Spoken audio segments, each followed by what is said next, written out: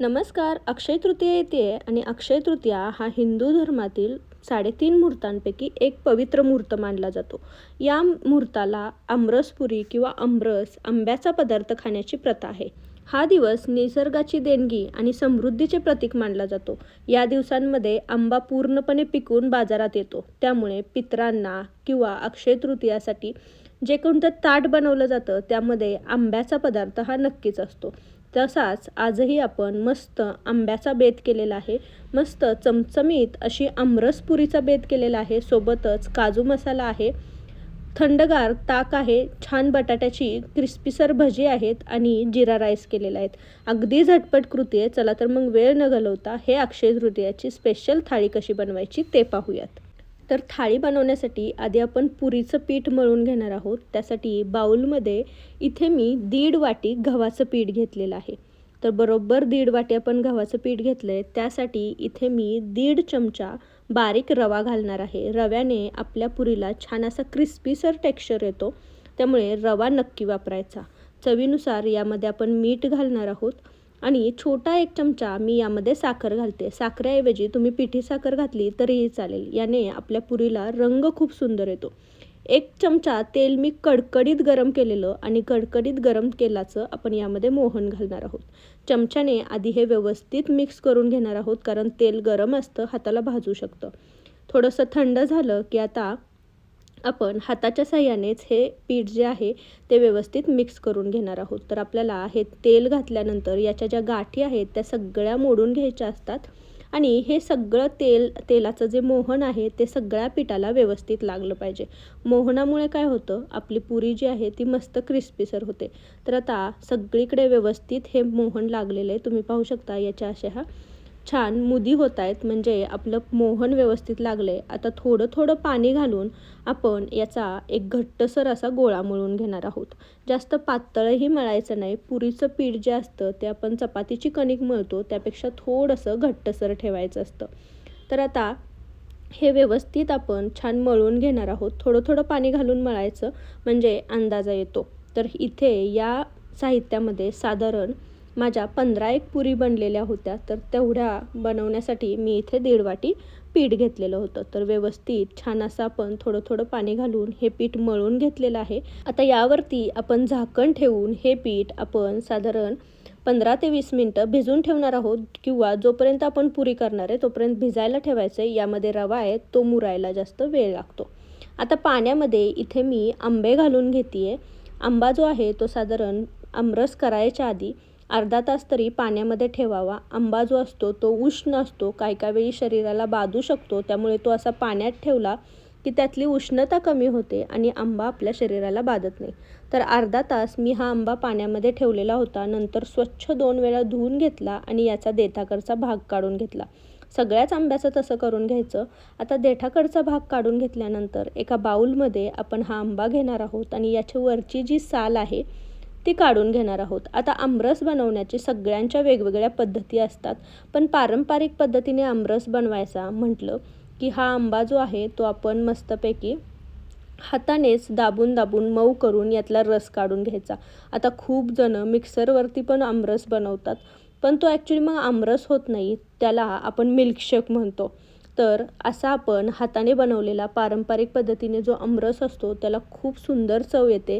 पूर्ण आंबा छान बारीक होत नाही, त्यामुळे त्याचे जे चंक्स असतात, तुकडे असतात, ते खाताना दाताखाली येतात आणि त्यामुळे आंब्याची खरी चव, खरी टेस्ट लागायला मदत होते आणि आपण आंबा खाल्लेल्याचं तृप्तताही मिळते.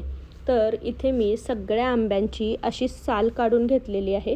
व्हिडिओत दाखवल्याप्रमाणे सगळ्या आंब्यांची साल काढून घ्यायची. असं केल्यामुळे काय होतं, जर एखादा आंबा खराब असेल तर तोही पटकन आपण साईडला काढून ठेवू शकतो.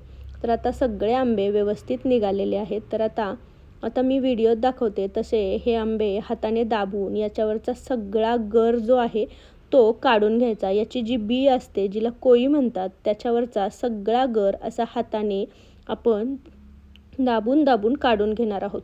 असाच आपण सगळ्या राहिलेल्या दोन्ही आंब्यांचंही करून घेणार आहोत. ही जी कोई आहे ती मी साईडला काढून ठेवते आणि राहिलेल्या 2 आंब्यांचेही असा गर काढून घेते. तर सगळ्या आंब्यांचा गर काढून घेतल्यानंतर हा जो गर आहे तो आपण हाताने स्मॅश करून घेणार आहोत. इथे तुम्ही विस्करचा किंवा बीटरचा वापर केला तरीही चालेल. पण काय होतं, त्याने पूर्ण स्मॅश होतो आणि मग त्याची एकसारखी कन्सिस्टन्सी होते. आपल्याला आंब्याचे चंक्सही ठेवायचे, त्यामुळे हातानेच आपण असा हा दाबून घेणार आहोत. एक 5 ते 7 मिनटं हा मी असा व्यवस्थित दाबून घेतलेला आहे. याने काय होतं आहे, आपला आमरसही छान दाटसर होतो आणि यातले जे चंक्स आहेत ते बारीक बारीक थोडेसे दाताखालीही छान लागतात. तर आता हा व्यवस्थित दाबून घेतल्यानंतर आपण जी साल आणि कोई घेतलेली होती त्यामध्ये मी साधारण अर्धा ग्लास पाणी ओतलेलं आहे आणि आता हेही आपण छान मिक्स करून घेणार आहोत. यातलाही जो काही गर राहिलेला आहे तो आपण सगळा या पाण्यासोबत काढून घेणार आहोत. लहानपणी आजीला किंवा आईला आमरस करताना बघायचो, तर आई, आजी असा आंब्यातला थोडाही गर शिल्लक ठेवायची नाही, सगळा व्यवस्थित काढून घ्यायची. त्यामुळे आंबा जो आहे तो मस्त खाल्लेल्याचा तृप्तता मिळायची. आता ते सगळं पाणी जे आपण गर काढून घेतलेलं होतं ते या मॅश केलेल्या सगळ्या आंब्यामध्ये ओतून घ्यायचं. व्यवस्थित एकदा मिक्स करून घ्यायचं. तर तुम्हाला जेवढं आमरस हवा आहे, पातळ, घट्ट, त्यानुसार तुम्ही पाणी ॲड करू शकता. आता इथे मी अर्धी वाटी साखर घातलेली आहे. तर 3 आंब्यांसाठी छोटी अर्धी वाटी साखर पुरेशी आहे. एकदा व्यवस्थित हलवून घ्यायचं. साखर विरघळून घ्यायची. तुम्ही अख्खी साखर वापरण्याच्या ऐवजी पिठी साखर वापरली तरीही चालेल. आता आमरस जो आहे तो गरमागरम चपाती किंवा पुरीबरोबर थंडगार आमरस खूप सुंदर लागतो. त्यामुळे हा आमरस आपण एखाद्या पातेल्यामध्ये काढून फ्रीजमध्ये थंड करायला ठेवणार आहोत. आता आपला आमरस थंड होतोय तोपर्यंत आपण इथे जिरा राईसची तयारी करून घेणार आहोत. तर गॅसवरती कुकर ठेवला आहे. कुकरमध्ये मी 1 चमचा तेल घातलेलं आहे. सोबत अर्धा चमचा मी तूपही घालते आहे. तर आता तेल आणि तूप गरम झालं की यामध्ये 2 तमालपत्र घालायची आणि सोबत खडे गरम मसालेही आपण घालणार आहोत, ज्यामध्ये मी 2-3 लवंगा, मिरी आणि दालचिनी घातलेली आहे. लवंग, मिरी तेलावरती छान परतून घ्यायची. सोबत 1 चमचा मी जिरे घातलेले आहेत. इथे जिरे छान आपल्याला तेलावरती तडतडून द्यायचे आहेत. आता तुम्ही यामध्ये थोडीशी एक छोटी हिरवी मिरची किंवा लाल मिरचीही घालू शकता, पण लहान मुलं खाणार आहेत त्यामुळे मी यामध्ये मिरची घातलेली नाही आहे. जिरी छान तेलावरती परतली गेली की इथे मी 1 वाटी तांदूळ छान स्वच्छ धुवून साधारण 15 ते 20 मिनटं पाण्यात भिजत ठेवलेला होता. तो तांदूळ आपण निथळून घेऊन काढून यामध्ये घालणार आहोत. तांदूळ आपल्याला तेलावरती साधारण 2 ते 3 मिनटं छान असा परतून घ्यायचा आहे. गॅसची फ्लेम लो ठेवायची. यामुळे काय होतं, तांदूळ आपला छान तेलावरती परतला गेला की आपला भात जो आहे तो छान मोकळा सुळसुळीत होतो. आता 1 वाटी तांदूळ होता त्यासाठी मी इथे 1.5 वाटी पाणी घातलेलं आहे. तर आता हे पाणी या तांदळामध्ये व्यवस्थित मिक्स करून घ्यायचं आहे. जो काही कडेला लागलेला तांदूळ असेल तो सगळा आपण या पाण्यामध्ये मिक्स करून घेणार आहोत. व्यवस्थित मिक्स करून झाला की आता यामध्ये आपण चवीनुसार मीठ घालणार आहोत. तर इथे साधारण मी अर्धा चमचा मीठ घातलेलं आहे. मीठही व्यवस्थित आपण तांदळासोबत एकदा मिक्स करून घ्यायचं आहे. याची कुकरचं झाकण लावून घ्यायचं आणि लो फ्लेमवरती कुकरच्या आपण 3 शिट्ट्या करून घेणार आहोत. 3 शिट्ट्यांमध्ये हा तांदूळ व्यवस्थित शिजतो आणि भात आपला तयार होतो. तर आपला कुकर लावला आहे तोपर्यंत आपण इथे भज्याच्या पिठाची तयारी करूयात. तर साधारण 1 वाटी बेसन पीठ मी एका बाउलमध्ये काढून घेतलेलं आहे. आता यामध्ये चवीनुसार आपण मीठ घालणार आहोत. तुमच्याकडे जर तांदळाचं पीठ असेल तर 2 ते 3 चमचे तांदळाचं पीठ टाकलं तरीही चालेल. यानेही भजी खूप कुरकुरीत होतात. आता थोडीशी आपण यामध्ये हळद टाकून घेणार आहोत.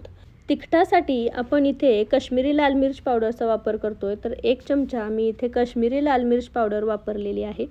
याऐवजी तुम्ही मिरची, जिरी आणि लसूण थोडासा बारीक करून त्याची पेस्ट वापरली तरीही चालेल. यामध्ये थोडंसं आपण हिंग घातलेलं आहे आणि अगदी थोडासा ओवा हातावरती असं चुरून हा आपण यामध्ये घालून घेणार आहोत. आता हे सगळं आधी आपण व्यवस्थित एकजीव करून घेणार आहोत. मिक्स करून घ्यायचं हे आणि आता थोडं थोडं पाणी घालून याचं आपण सरसरीत असं बॅटर बनवून घेणार आहोत. तर भजीचं पीठ जे आहे ते जास्त घट्टही नसावं आणि जास्त पातळही नसावं. जर घट्ट झालं तर भजी कडक होतात आणि खूप पातळ झालं तर आपले जे बटाटा आहे त्याला ते कोटिंगच राहणार नाही. त्यामुळं हे मीडियम कन्सिस्टन्सीचं असावं. तर मी तुम्हाला दाखवते की मी व्यवस्थित हलवून याच्या सगळ्या गाठी मोडून घेतलेल्या आहेत. आणि हे बघा, हे जास्त पातळही नाही आणि घट्टही नाही अशा कन्सिस्टन्सीचं हे भजीचं पीठ तयार करून घेतलेलं आहे. आता हेही आपण एका साईडला ठेवून देऊयात. आता आपला आमरस तयार आहे. पुरीचं पीठ मळून झालेलं आहे. भजीचंही पीठ मळून झालेलं आहे. कुकर लावला आहे. तर आता आपण भाजीची तयारी करूयात. तर आता इथे कढईमध्ये मी 1 चमचा तेल घालून घेणार आहे. तेल व्यवस्थित गरम झालं की एक मध्यम आकाराचा कांदा मी उभा पातळ चिरून घेतलेला होता. तो कांदा आपण या तेलावरती छान परतून घेणार आहोत. तर आता या दिवसांमध्ये काजूही येतात. तर काजू ओले जे असतात त्याची भाजी बनवली जाते. पण मला इथे ओले काजू मिळाले नव्हते. मी सुक्या काजूचाच वापर केलेला आहे. म्हणून आपण काजूची ही भाजी आज बनवतोय. आता यामध्ये मी थोडासा टोमॅटो आणि बारीक केलेला लसूण घातलेला आहे. तर टोमॅटो आणि लसूणही आपण या कांद्यासोबत व्यवस्थित परतून घेणार आहोत. यामध्ये थोडंसं आलं घालायचं आहे आणि आलं परतलं गेलं की यामध्ये आपण 7 ते 8 काजू घातलेले आहेत. आता हे व्यवस्थित मिक्स करून घ्यायचं. आता साधारण अर्धा ग्लास मी यामध्ये पाणी घातलेलं आहे. पाणी घालून आपण हे मिक्स करून घेणार आहोत आणि यावरती झाकण ठेवून साधारण 4 ते 5 मिनटं आपण या सगळ्या टोमॅटो आणि कांदा जे आहे ते व्यवस्थित शिजवून घेणार आहोत. 4 ते 5 मिनटानंतर झाकण काढून बघायचं. एकदा हलवून दाखवते आणि टोमॅटो मॅश करून दाखवते. आपला टोमॅटो व्यवस्थित मॅश होतोय म्हणजे आपल्या भाज्या व्यवस्थित शिजल्या गेलेल्या आहेत. आता गॅसची फ्लेम बंद करायची. हे थंड करायचं आणि याची छान पेस्ट बनवून घ्यायची. तर आता सेम कढईमध्ये आपण थोडंसं तेल घालून घेणार आहोत. तेलाच्या ऐवजी तुम्ही तुपाचा वापर केला तरीही चालेल. आता यामध्ये मी थोडेसे काजू घेतलेले आहेत जे आपण छान तेलावरती परतून घेणार आहोत. तर आता आपण इथे काजू मसाला बनवतोय. तर तुमच्याकडे ओले काजू असतील तर ते ओले काजू वापरले तरीही चालतील. माझ्याकडे ओले काजू नव्हते. त्यामुळे हे मी जे सुके काजू असतात तेच व्यवस्थित तेलावरती परतून घेतलेले आहेत. आता याला थोडासा रंग बदलला की गॅसची फ्लेम बंद करायची आणि हे तेलावरतून निथळून एका वाटीमध्ये काढून घेणार आहोत. काजू व्यवस्थित सगळे तेलावरतून निथळून काढून घ्यायचे. आता मोठ्या थोड्याशा वाटीमध्ये मी काढून घेतलेत. यामध्ये थोडंसं पाणी घालणार आहोत आणि हे आपण 15 ते 20 मिनटं भिजवून ठेवणार आहोत. त्यामुळे काजू आपले छान मऊ होणार आहेत. आता त्याच तेलामध्ये मी थोडंसं तूप घालते. तुपाऐवजी तुम्ही बटरचा वापर केला तरीही चालेल. तेल गरम झालं की यामध्ये 1 चमचा जिरी घालायची आहे. जिरी आपल्याला व्यवस्थित तेलावरती तडतडून घ्यायची आहे. जिरी व्यवस्थित तडतडली गेली की यामध्ये आता बारीक चिरून घेतलेला एक कांदा आपण घालून घेणार आहोत. कांदा जेवढा बारीक चिरता येईल तेवढा छान बारीक चिरून घ्यायचा. त्यामुळे त्याची भाजीमध्ये ग्रेव्ही छान तयार होते. तर कांदा आपल्याला छान मऊसूद होईपर्यंत परतून घ्यायचा आहे. कांद्याचा कलरही बदलला गेला पाहिजे आणि हा छान मऊसूदही झाला पाहिजे. तर तुम्ही पाहू शकता 1-2 ते 3 मिनटामध्येच कांद्याचा कलरही छान चेंज झालेला आहे आणि कांदाही छान मऊसूद झालेला आहे. तर आता यामध्ये आपण ही जी तयार करून घेतलेली पेस्ट होती कांदा टोमॅटोची ती आपण यामध्ये घालून घेणार आहोत. आता ही पेस्ट व्यवस्थित या कांद्यासोबत मिक्स करून घ्यायची आहे. आता ही ग्रेव्ही आपल्याला छान तेल सुटेपर्यंत परतून घ्यायची आहे. 1-2 ते 3 मिनटं मी अशीच परतून घेतली. नंतर यामध्ये आपण मसाले घालून घेणार आहोत. तर 1 छोटा चमचा मी इथे हळद घातलेली आहे. 2 छोटे चमचे मी इथे काश्मीरी लाल मिर्च पावडर वापरलेली आहे. 1 चमचा जिरेपूड आणि 1 चमचा मी इथे धनेपूड घेतलेली आहे. सोबतच साधारण मोठा 1 चमचा आपण इथे किचन किंग मसाल्याचा वापर केलेला आहोत. याने आपल्या भाजीला खूप छान टेस्ट येते. आता हे सगळे मसाले आपण या वाटणासोबत व्यवस्थित मिक्स करून घ्यायचे आहेत. आणि या वाटणामध्ये टोमॅटोही होता आणि थोडंसं पाणी होतं. त्यामुळे हे छान अशी याचं पेस्ट तयार झाली आहे. तर यामध्ये पाणी न घालता आपण झाकण ठेवून 5 मिनटं याला वाफ काढून घेणार आहोत. 5 मिनटाने आपण हे वाटण व्यवस्थित हलवून घ्यायचं आहे. तर हे वाटण आता थोडंसं घट्टसर झालेलं आहे. यातलं पाणी जे आहे ते सगळं ॲब्झॉर्ब झालं आहे. त्यामुळे यामध्ये थोडंसं आपण पाणी घालून घेणार आहोत. वाटण पुन्हा एकदा मिक्स करून घेणार आहोत आणि यावरती झाकण ठेवून आपण पुन्हा एकदा याला एक वाफ काढून घेणार आहोत. यामुळे आपल्या वाटणाचा कच्चेपणा अजिबात राहत नाही आणि भाजीलाही चव खूप छान येते. तर 2 ते 3 मिनटं पुन्हा मी याला एक छोटीशी उकळी काढून घेतली आहे. आता व्यवस्थित मिक्स करून घेतलं आहे. याचा जो कांद्याचा कच्चेपणाचा वास होता तो सगळा निघून गेला आहे. आता भाजी तुम्हाला किती दाटसर किती पातळ बनवायची आहे त्यानुसार यामध्ये तुम्ही पाणी घालून घेऊ शकता. साधारण इथे मी पाऊण ग्लास पाणी घातलेलं आहे आणि व्यवस्थित आता ही सगळी मिक्स करून घ्यायचं आहे. वाटण हे जे आहे ते पाण्यासोबत मिक्स करून घ्यायचं आणि जे तळलेले काजू होते ते आपण यामध्ये घालून घेणार आहोत. व्यवस्थित एकदा हलवून घ्यायचं आणि आता झाकण ठेवून याला 5 ते 7 मिनटं एक उकळी काढून घ्यायची आहे. 5 ते 7 मिनटानंतर गॅसची फ्लेम बंद करायची आणि मस्त आपली चमचमीत अशी काजू मसाला तयार झालेला आहे. तर आपली भाजी इथे उकळते तोपर्यंत आपण मस्त मसाला ताक बनवून घेऊया. तर इथे मी साधारण पावशेर ताक घेतलेलं आहे. यामध्ये मी हा मसाला घालून घेते. हा मसाला कसा बनवलेला तर मी थोडेसे धने, थोडेसे जिरे छान थोडीशी भाजून घेतलेली होती आणि याची पूड करून घेतली. पूड करताना यामध्ये मी थोडंसं काळं मीठही घातलेलं होतं आणि हा मसाला तयार करून घेतलेला. हा मसाला आपण यामध्ये घालून घेणार आहोत. याने ताकाला खूप सुंदर अशी चव येते. तर हे मसाला ताक आपण हे मसाला मिक्स करून छान थंड करण्यासाठी फ्रीजमध्ये ठेवणार आहोत. यामध्ये तुम्हाला हवं असेल तर तुम्ही थोडीशी कोथिंबीर आणि मिरचीची पेस्टही टाकू शकता. व्यवस्थित हे ताक मिक्स करून घ्यायचं आणि आता हे आपण फ्रीजमध्ये ठेवणार आहोत मस्त थंड होण्यासाठी. तर आता हे ताक फ्रीजमध्ये ठेवतोय तोपर्यंत इथे आपण जे बटाट्याची भजी बनवणार आहोत त्यासाठी एक बटाटा मी व्यवस्थित साल काढून घेतलेला आणि आता वेफर्स ज्या आपण मशीनने बनवतो किंवा ज्या स्लायसरने बनवतो त्याने या बटाट्याच्या आपण अशा छान स्लाइस करून घेणार आहोत. एक मोठ्या आकाराचा बटाटा घेतला की साधारण 20 ते 25 छान यामध्ये भजी तयार होतात. तर आता ह्या मी सगळ्या बारीक तुकडे करून घेतलेले आहेत. तुम्ही पाहू शकता जास्त जाडही नाही आणि जास्त पातळही नाही असे हे बटाट्याचे काप तयार झालेले आहेत. यामध्ये थोडंसं पाणी घालून हे बटाट्याचे काप आपण पाण्यात ठेवणार आहोत जेणेकरून हे काळे पडणार नाहीत. आता इथे मी पुरीचं जे आपण पीठ भिजवून ठेवलेलं ते व्यवस्थित एकदा छान मळून घेणार आहे. आता हे छान एकदा एकजीव करून घ्यायचं आणि एकजीव केल्यानंतर याचे लिंबाच्या आकाराचे आपण गोळे करून घेणार आहोत. तर तुम्हाला हवं असेल तर तुम्ही थोडासा तेलाचा हातही घेऊ शकता. लिंबाच्या आकाराचे याचे आपण असे गोळे तयार करून घेणार आहोत. तर मी तुम्हाला दाखवते व्हिडिओत दाखवल्याप्रमाणे साधारण एवढ्या साईजचा एक गोळा आपण घेणार आहोत. गोळा थोडासा पिठामध्ये मिक्स करून घ्यायचा आणि याची आपण पुरी लाटून घेणार आहोत. तर पुरी लाटताना ती जास्त पातळही लाटायची नाही. पुरी जर पातळ लाटली तर ती कडक होते आणि ती फुगतही नाही. तर इथे मी साधारण छोटी जी वाटी असते किंवा प्लेट असते त्या आकाराच्या पुऱ्या लाटून घेतलेल्या आहे. मी तुम्हाला याची जाडीही दाखवते. जास्त जाडही नाही आणि जास्त पातळही नाही अशी ही तळ हातावर मावेल अशी पुरी लाटली. याचप्रमाणे मी आणखी 4 पुऱ्या लाटून घेतलेल्या आहेत. आता इथे मी तेल गरम केलेलं आहे. तर पहिल्यांदा आपण इथे थोडंसं तळण तळून घेणार आहोत. इथे मी थोडेसे पापड जे आहेत ते तळून घेतलेले आहेत. तुमच्याकडे जे काही पापड कुरडई असेल ती तुम्ही तळून घेऊ शकता. आता हे झाल्यानंतर आपण पटकन भजी करून घेणार आहोत. तर बटाट्याचे जे काप आपण पाण्यामध्ये भिजवून ठेवलेले ते डायरेक्टली आपण तयार केलेल्या बेसन पिठामध्ये मिक्स करून हे तेलामध्ये सोडून घ्यायच्यात. व्हिडिओत दाखवल्याप्रमाणे बटाट्याचे काप जे बेसन पिठात पटकन मिक्स करून तेलामध्ये टाकून आपण याचे छान कुरकुरीत असे भजी करून घेणार आहोत. तर तुम्ही पाहू शकता भजी आपली छान टम्म फुगायला लागलेली आहेत. यामध्ये आपण थोडाही सोड्याचा वापर केलेला नाही आहे. सोडा न वापरताही आपली भजी जी आहेत ती मस्त टम्म फुगलेली आहेत. कारण जे बटाट्याचे काप होते ते जास्त आपण जाडसरही नाही आणि जास्त पातळही नाहीत घेतलेले. त्यामुळे आपली भजी जी आहे ती छान टम्म फुगते. तर आता दोन्ही साईडने हिला छान अशी क्रिस्पीसर भाजून घ्यायची आणि नंतर तेलामधून निथळून आपण ही काढून घेणार आहोत. तर ती बघा तुम्ही किती सुंदर अशी ही फुगलेली आहेत भजी. ही एका साईडला काढून घ्यायची. आता याच तेलामध्ये आपण तयार करून घेतलेली पुरी तळून घेणार आहोत.